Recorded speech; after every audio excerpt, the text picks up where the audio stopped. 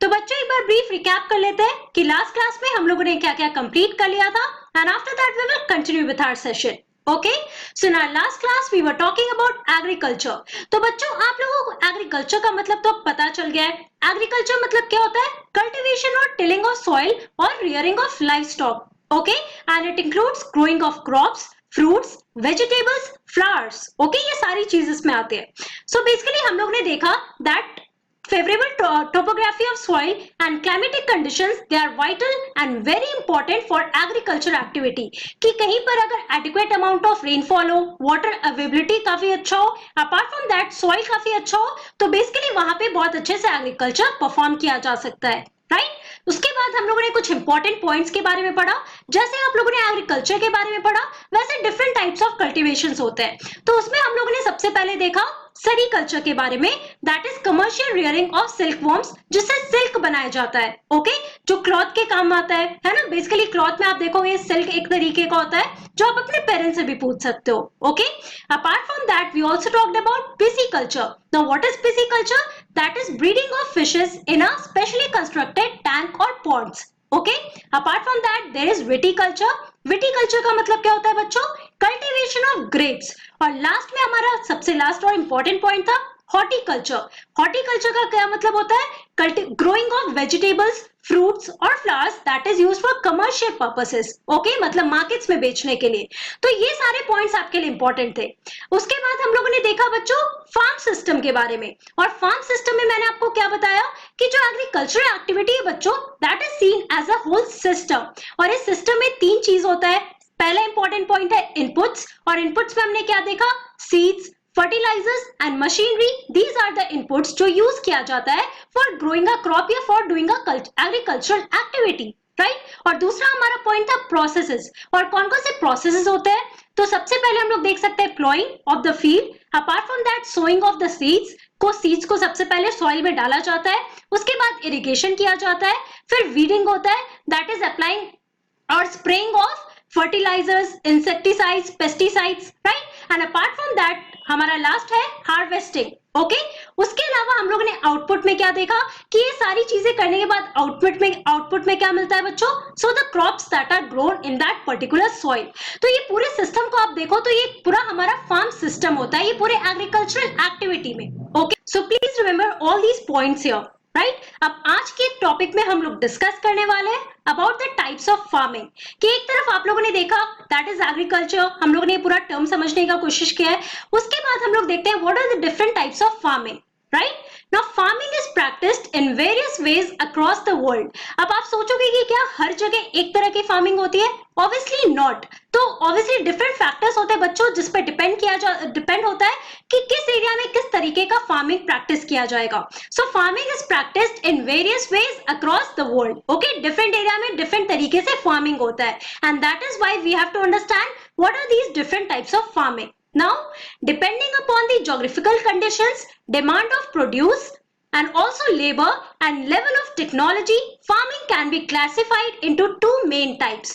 So basically बच्चों कौन कौन से important factors है while we are talking about the different types of farming? तो पहले है हमारा geographical condition, कि किस एरिया में किस तरीके का geographical condition है. अब इसमें क्या क्या आ सकता है? अमाउंट ऑफ सनलाइट, टेम्परेचर कैसा है, रेनफॉल कितना है उस एरिया में, and also the topography of soil, कि किस तरीके का वहां पे सॉइल है. ओके, तो ये सारे इंपॉर्टेंट फैक्टर्स हैं ज्योग्राफिकल कंडीशन में. Let's talk about demand of produce, कि कौन से एरिया में किस क्रॉप के लिए बहुत ज्यादा डिमांड है. कि अगर कुछ एरिया में राइस का बहुत ज्यादा डिमांड है, rice is the staple food और द मेन फूड है, तो वहां पे राइस बहुत ज्यादा ग्रो किया जाएगा, राइट? कुछ एरिया में अगर व्हीट के लिए बहुत अच्छा फर्टाइल सॉइल वहां पे प्रेजेंट है, तो वहां पे व्हीट बहुत ज्यादा ग्रो होगा. तो डिफरेंट एरिया में आप देख सकते हो depending on the demand of produce, basically उस तरीके का क्रॉप्स ग्रो किया जाता है. एंड ऑल्सो द लेबर, कि कितने एरिया में कौन सा कैसा लेबर प्रोवाइड किया जाता है. कुछ जगह पे हो सकता है कि बहुत सारे फार्मर्स मिलकर अच्छे से काम करें, तो वहां पे प्रोड्यूस बहुत ज्यादा आएगा. हो सकता है कहीं कहीं पे लेबर बहुत ज्यादा रिक्वायर्ड नहीं है, तो वहां पे बहुत ज्यादा क्रॉप्स नहीं ग्रो किया जाता है, right? And the last point is level of technology, कि किस तरीके का टेक्नोलॉजी यूज किया जाता है इन द एग्रीकल्चरल एक्टिविटी. कि बहुत जगह आप देखोगे कि इंडिया के बाहर, अगर हम ऑल ओवर वर्ल्ड की बात करें बच्चों, तो इंडिया के बाहर यूएसए में, यूरोपियन कंट्रीज में, वहां पे आप देखोगे कि लेवल ऑफ टेक्नोलॉजी बहुत ही ज्यादा होता है. ओके, बहुत different types of machines use किए जाते हैं। टेक्नोलॉजी आज के डेट पे आपको भी पता है कि कितना ज्यादा बढ़ने लगा है। ओके, तो फार्मिंग में भी ये सारे टेक्नोलॉजीज को यूज किया जाता है। हमारे कंट्री में भी होता है, बट ये हर जगह पॉसिबल नहीं है। Okay, so these are some of the important factors and depending on this we can classify farming into two main types। अब ये two main types आपके लिए काफी important है। Okay, so basically two main types of farming are subsistence farming and second one is commercial farming। अब एक एक करके ये दोनों फार्मिंग के बारे में हम लोग समझते हैं। ओके, तो यहाँ पे आपके लिए इंपॉर्टेंट क्या है, कौन कौन से फैक्टर्स इंपॉर्टेंट है for the farming or the agricultural activity on which the farming can be classified, right? So हमारा दो टाइप्स है बच्चों, आपको ये दोनों टाइप्स याद रखने होंगे। पहला है हमारा सबसिस्टेंस फार्मिंग और दूसरा है हमारा कमर्शियल फार्मिंग। अब एक एक करके हम लोग डिस्कस करने वाले हैं कि सबसिस्टेंस फार्मिंग क्या होता है और कमर्शियल फार्मिंग क्या होता है। Okay, now let's discuss about subsistence farming here. Now this type of farming is practiced to meet the needs of the farmer's family. Okay, तो ये टाइप ऑफ फार्मिंग कहाँ पे होता है और कैसे होता है? So this type of farming is practised to meet the needs of farmers family. अब फॉर एग्जांपल इंडिया की अगर हम बात करते हैं तो इंडिया में विलेजेस की आप बात करो तो विलेजेस में बहुत सारे फार्मर्स होते हैं बच्चों।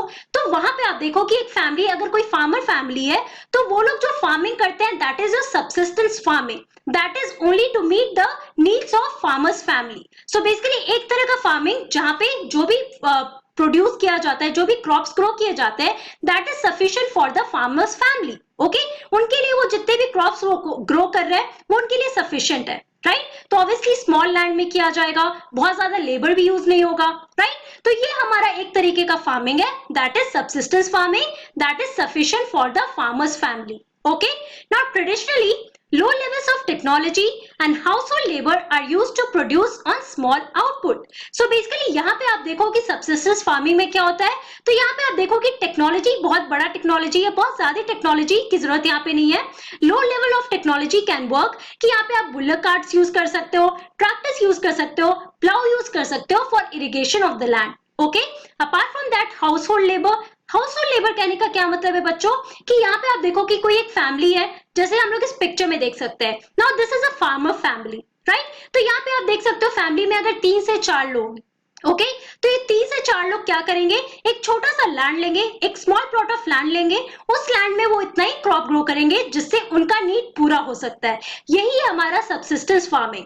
और इस सबसिस्टेंस फार्मिंग में आप देखो कि बहुत बड़े लेवल ऑफ टेक्नोलॉजी की जरूरत नहीं है। यहाँ पे बुलक कार्ट्स यूज किया जा सकता है, ट्रैक्टर्स यूज कर सकते हैं अगर वो फार्मर जो है वो अफोर्ड कर सकता है। Okay, apart from that household labour कि घर के जितने लोग हैं उनका लेबर इनपुट होगा, है ना? जैसे आप इस पिक्चर में देख सकते हो, the whole family is involved in growing the crops, right? And this is used to produce on small output. Okay, एक छोटा सा, बहुत बड़े लैंड में आउटपुट की जरूरत नहीं है, छोटे से लैंड में छोटा सा आउटपुट निकलेगा।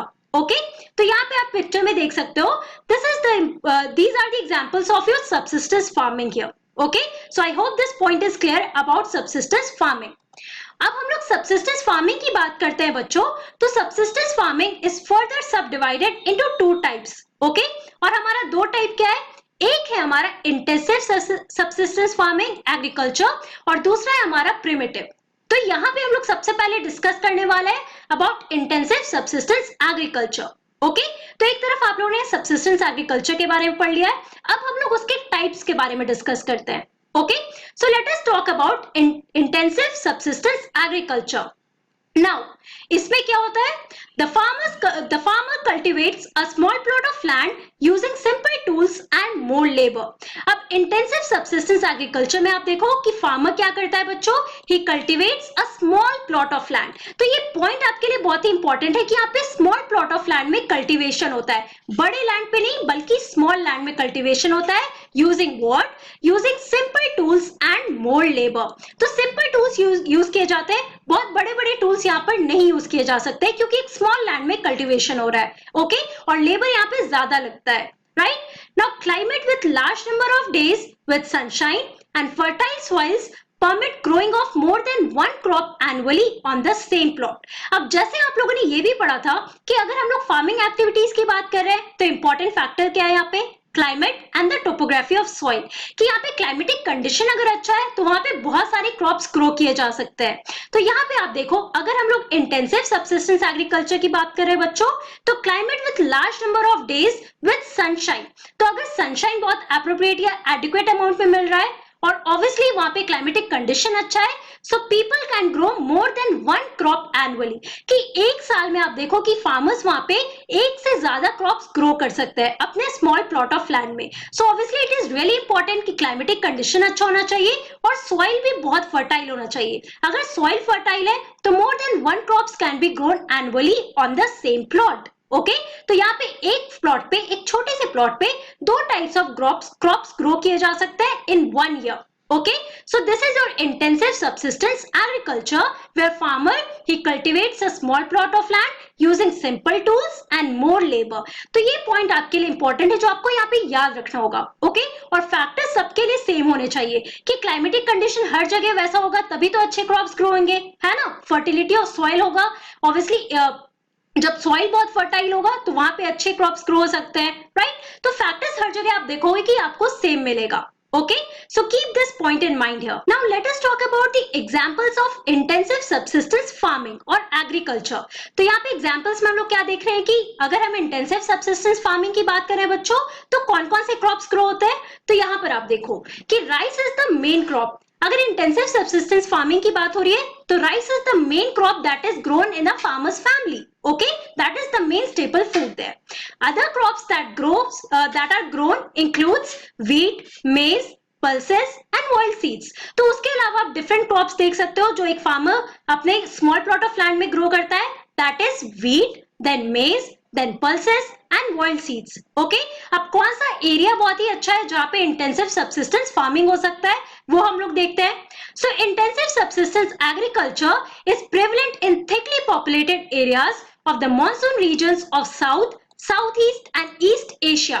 तो कौन सा एरिया बहुत ही इंपॉर्टेंट है ऑल ओवर द वर्ल्ड, ये देखो। So it is prevalent in thickly populated areas of monsoon region. अब मॉनसून रीजन क्यों बच्चों, क्योंकि यहाँ पे रेनफॉल अच्छा होगा, फर्टाइल होगा soil and also climatic condition भी अच्छा होगा with adequate amount of sunlight, कि सनलाइट बहुत ज्यादा मिलेगा, ऑल्सो फर्टाइल होगा सॉइल एंड वाटर अवेलेबिलिटी वहां पे अच्छा होगा। So these crops can be grown in those areas. तो ये देखो मैप में हम लोग देखते हैं, यहाँ पे आप देखो these are the areas of intensive subsistence farming. तो यहाँ पे आप देख सकते हो मॉनसून रीजन कौन सा एरिया है बच्चों ऑल ओवर वर्ल्ड की अगर हम बात करते हैं, so south region, South East Asia, तो India is included in that. Apart from that आप देख सकते हो जो साउथ ईस्ट एशिया है, थाईलैंड, इंडोनेशिया का एरिया बच्चों, पार्ट्स ऑफ चाइना। तो ये सारे एरिया में आप देख सकते हो intensive subsistent agriculture is practised by the farmers who are living there. Okay, और ये प्रोड्यूस क्या करते हैं, all the crops that is sufficient for them or for the farmers needs. Okay, so these are some of the important points that you have to understand why we are talking about the intensive subsistence agriculture. ये map से भी आप याद रख सकते हो कि कौन सा इंपॉर्टेंट एरिया है जहाँ पे इंटेंसिव सब्सिस्टेंस एग्रीकल्चर प्रैक्टिस किया जाता है। ओके, तो बच्चों आज की क्लास में हम लोगों ने क्या पढ़ा, in today's class we discussed about the types of farming. Okay, depending on different various factors, we have two classifications. पहला है हमारा subsistence farming और दूसरा है हमारा commercial farming. उसमें हम लोगों ने पहले डिस्कस किया subsistence farming के बारे में, जहाँ पे farming practice किया जाता है by a farmer who can, you know, who grows a crop to meet his own family's needs, right? तो simple terms में हम लोग ये कह सकते हैं about subsistence farming, right? और उसके बाद subsistence farming is further subdivided into two parts. पहला है हमारा intensive और दूसरा है हमारा primitive. अब next class में बच्चों हम लोग डिस्कस करने वाले हैं about primitive subsistence farming and then we are going to talk about the different types of farming. Okay? So that's all for today. Thank you very much. Have a nice day.